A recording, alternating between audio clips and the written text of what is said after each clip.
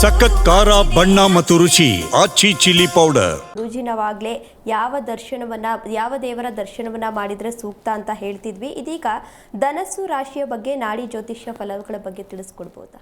ಹೌದಮ್ಮ, ಖಂಡಿತವಾಗ್ಲೂ. ಯಾಕೆ ಗೊತ್ತಾ, ನಾಡಿ ಜ್ಯೋತಿಷ್ಯದಲ್ಲಿ ಕರಾರುವಕ್ಕಾಗಿ ಫಲಗಳನ್ನು ಕೊಡುವಂಥದ್ದು ಉತ್ತಮ, ಅದರಲ್ಲೂ ರೂಢಿಯಲ್ಲಿ ಉತ್ತಮ.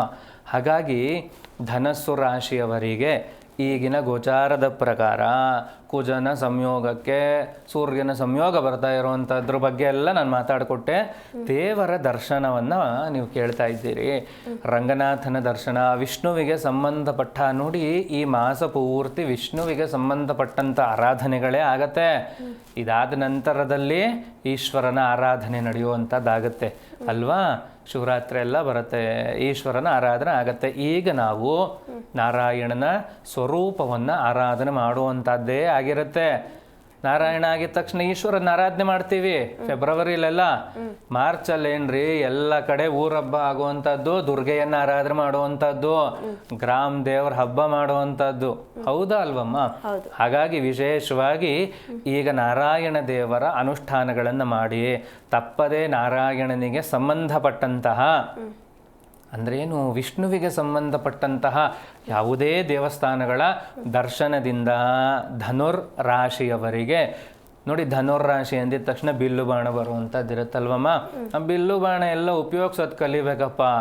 ಎಲ್ಲಿ ಯಾವ ಅಸ್ತ್ರವನ್ನು ಉಪಯೋಗಿಸಿದರೆ ನಮ್ಮ ಕೆಲಸ ಆಗುತ್ತದೆ ಅನ್ನುವಂಥದ್ದನ್ನು ಧನುರಾಶಿಯವರು ಅಭ್ಯಾಸ ಮಾಡಿಕೊಳ್ಳ್ರಿ. ವಿಶೇಷವಾಗಿ ನಾಡಿ ಜ್ಯೋತಿಷ್ಯನೂ ಅದೇ ಹೇಳಿಕೊಡುವಂಥದ್ದು. ಯಾವಾಗ ನಮಗೆ ಒಳ್ಳೆಯ ಯೋಗಗಳಿದೆ ಆ ಯೋಗವನ್ನು ಬಿಡಬಾರ್ದು, ಅದನ್ನು ಉಪಯೋಗಿಸ್ಕೊಳ್ಬೇಕು. ಸೂರ್ಯನಾರಾಯಣ ಬಂದಾಗ ಆರೋಗ್ಯದ ಸಮಸ್ಯೆಗಳೇನಿದೆ ಅದನ್ನು ಸಾಲ್ವ್ ಮಾಡ್ಕೊಳ್ಳಿ. ಅದ್ರ ಜೊತೆಗೆ ತಂದೆ ಮನೆ ಕಡೆದು ಏನಾದರೂ ಮಾತುಕತೆ ಇದ್ದರೆ ಅದನ್ನು ಸಾಲ್ವ್ ಮಾಡ್ಕೊಳ್ಳಿ.